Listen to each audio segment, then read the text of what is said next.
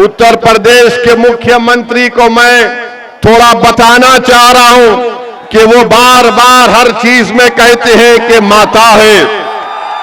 उत्तर प्रदेश के मुख्यमंत्री, मैं आपको बताना चाह रहा हूं, शायद आप पढ़ना लिखना नहीं जानते हैं। संविधान की दफा 48 को उठाकर पढ़ लीजिए। मुख्यमंत्री वो क्या कहती है संविधान की दफा 48, राष्ट्रीय कामधेनु आयोग, राष्ट्रीय गोकुल मिशन क्या है? अगर ये सब है तो फिर अगर आप जो बात कह रहे हैं तो क्या बीजेपी के लोग जो सत्ता में वो इंसान नहीं है, क्या बायोलॉजिकल है? मेरे अजीज दोस्तों और बुजुर्गों, जो मुस्लिम अक़लियत को निशाना बनाते हैं, मैं उनसे पूछना चाह रहा हूं, क्या उत्तर प्रदेश पूरे भारत का सबसे बड़ा बीफ का एक्सपोर्टर नहीं बन गया?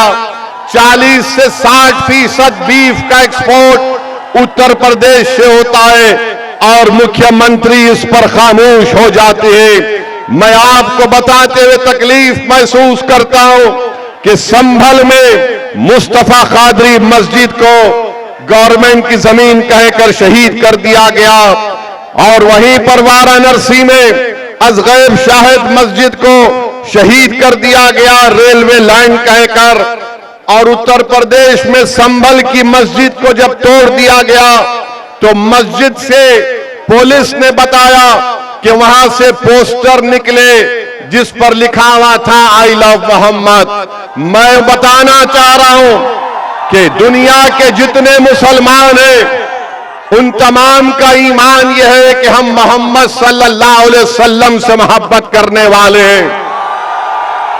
हमारा ईमान ही मुकम्मल नहीं होता जब तक हम मोहम्मद सल्लल्लाहु अलैहि वसल्लम से मोहब्बत नहीं करते हैं।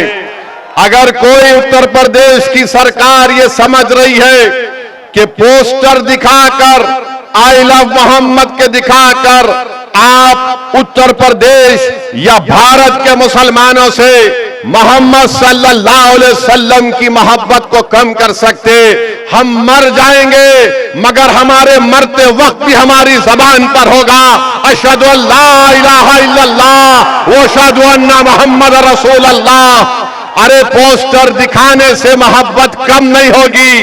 तुमने हम पर एक बहुत बड़ा एहसान कर दिया। जिन पुलिस के ओहदेदारों ने मोहम्मद आई लव मोहम्मद का पोस्टर दिखा दिया, हम पुकार कर कहेंगे कि अल्लाह तू गवाह और शाहिद रहना कि हमारे तेरे घर से हमने तेरे हबीब मोहम्मद सल्लल्लाहु अलैहि वसल्लम के मोहब्बत का जिक्र किया। अरे क्या करना चाहते हो तुम लोग? भारत के संविधान में आर्टिकल 25 है, फ्रीडम ऑफ रिलीजन है, मुझे अपने मजहब पर चलने की आजादी है। और शेख मुजद्दिद अल फैतानी रहमतुल्लाह अलैह ने कहा था कि मैं मुसलमान इसलिए हूं क्योंकि मोहम्मद रसूलुल्लाह सल्लल्लाहु अलैहि वसल्लम ने मुझे इस्लाम सिखाया। तो ये जुल्म हो रहा है मेरे अजीज दोस्तों और बुजुर्गों, मेरे अजीज दोस्तों और बुजुर्गों।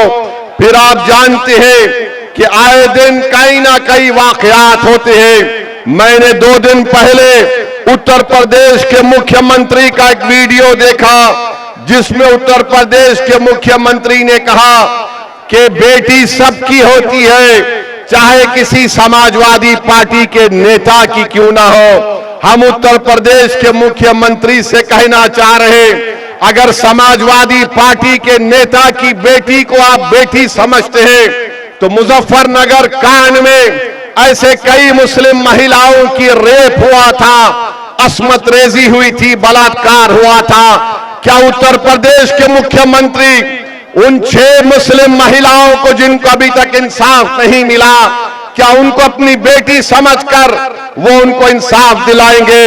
इसका जवाब उत्तर प्रदेश के मुख्यमंत्री को देना पड़ेगा। और फिर मैनपुरी में मई की 20 तारीख को वारिस अली को कत्ल कर दिया गया। वारिस अली की बेटी स्वाहलिदा उत्तर प्रदेश के मुख्यमंत्री से कह रही है कि मुझसे इंसाफ करो। देखना यह है कि क्या उत्तर प्रदेश के मुख्यमंत्री इंसाफ करेंगे या नहीं करेंगे। मेरे अजीज दोस्तों और बुजुर्गों, मैं आपको ये बताना जरूरी समझता हूं कि अगर हम समाजी और माशी इंसाफ को हासिल करना चाहते हैं तो पहले सियासी इंसाफ होना चाहिए। आज आप जानते हैं कि जब तक हम अपने नुमाइंदों को कामयाब नहीं करेंगे जो उत्तर प्रदेश की विधानसभा में जाकर आपकी बेबाक आवाज बने, आपके मसाइल की तर्जुमानी कर सके, आपके लिए हक की लड़ाई लड़ सके। याद रखिए, कोई उठकर यह कह सकता है कि ओवैसी क्या तुम नहीं देखते कि उत्तर प्रदेश के विधानसभा में बड़ी बड़ी पार्टियों के मुसलमान और दलित विधायक जीत कर जाती हैं। मेरे अजीज दोस्तों और बुजुर्गों, मुझे यहां पर मान्यवर कांशीराम याद आते हैं। जब कांशीराम साहब से भी यह सवाल किया गया था तो मान्यवर कांशीराम ने कहा था ये जीत के जरूर जाती है मगर ये चमचों का रोल अदा करते हैं। तो मैं आपसे अपील कर रहा हूं कि आप मुत्तहिदा तौर पर अपने वोट का सही इस्तेमाल अपनी एक सियासी लीडरशिप को मजबूत करने के लिए कीजिए। यकीनन इंशाअल्लाह ताला हमारी भी कोशिश होगी कि दोबारा यहां पर बीजेपी की सरकार उत्तर प्रदेश में ना बने। मगर याद रखिए, इस बात को याद रखिए कि ये जिम्मेदारी सिर्फ मुस्लिम अक़लियत के कंधों पर रखी नहीं जा सकती है। अगर कोई बीजेपी को रोकना चाहता है, अगर कोई दोबारा बीजेपी को सत्ता में आने को रोकने की लिए कोशिश करता है तो मैं यहां पर खड़े होकर कह रहा हूं कि मजलिस इत्तेहादुल मुस्लिमीन उनका साथ देने के लिए तैयार है। अगर इज्जत के साथ बातचीत होगी, हिस्सेदारी की बातचीत होगी तो मजलिस और ओवैसी तैयार है। मगर अगर तुम बीजेपी को रोकने के नाम पर मुझसे और मटेरा की जनता से कहोगे कि तुमको दरी बिछाना पड़ेगा, अब दरी नहीं बिछाई जाएगी, अब हिस्सेदारी और बराबरी की लड़ाई होगी इंशाअल्लाह ताला। तो मेरे अजीज दोस्तों और बुजुर्गों, आप जानते हैं कि बीजेपी की सरकार में चाहे उत्तर प्रदेश हो या जिस किसी भी भारत का स्टेट हो जहां पर बीजेपी की सरकार है, हम वहां पर देखते हैं कि बुलडोजर से किसका घर तोड़ा जाता है। हम जानते हैं कि किसके किस्मत में एनकाउंटर लिखी हुई है। हम जानते हैं कि किस समुदाय के नौजवानों की जवानी को जेल में डालकर बर्बाद कर दिया जा रहा है। हम जानते हैं कि अगर कोई नौजवान बच्चे कश्ती पर रोजा खोलते हैं तो उनको 40 दिन जेल में गुजारना पड़ता है। मेरे अजीज दोस्तों और बुजुर्गों, यही नाइंसाफी के खिलाफ मजलिस और ओवैसी लड़ती है। इसीलिए आज हम पर इल्जाम लगा दिया जाता है। अरे इल्जाम लगाने वालों, तुम जितना इल्जाम लगा सकते लगा लो, मगर हम अपनी लड़ाई से पीछे हटने वाले नहीं है। जब तक भारत का संविधान जिसको बाबा साहिब अंबेडकर ने लिखा, उस संविधान में जो बाबा साहिब अंबेडकर ने जिन बातों का जिक्र किया कि पॉलिटिकल जस्टिस को हासिल करना है, इंशाअल्लाह ताला सदुद्दीन ओवैसी की जिंदगी जब तक अल्लाह मुझे जिंदा रखेगा हम इस लड़ाई को जारी रखेंगे। और मैं आपको बताना चाह रहा हूं कि यहां पर उत्तर प्रदेश में आप देखते हैं कि एनकाउंटर के नाम पर कई मासूम लोगों को तकलीफ दी जाती है।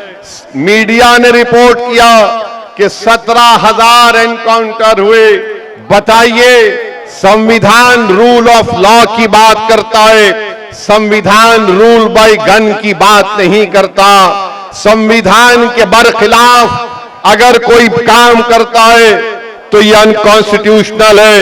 ये मैं नहीं बल्कि सुप्रीम कोर्ट के जज ने कहा कि उत्तर प्रदेश में समानता व्यवस्था है। इलाहाबाद हाई कोर्ट के जज जनाब विनोद साहब ने बात कही है।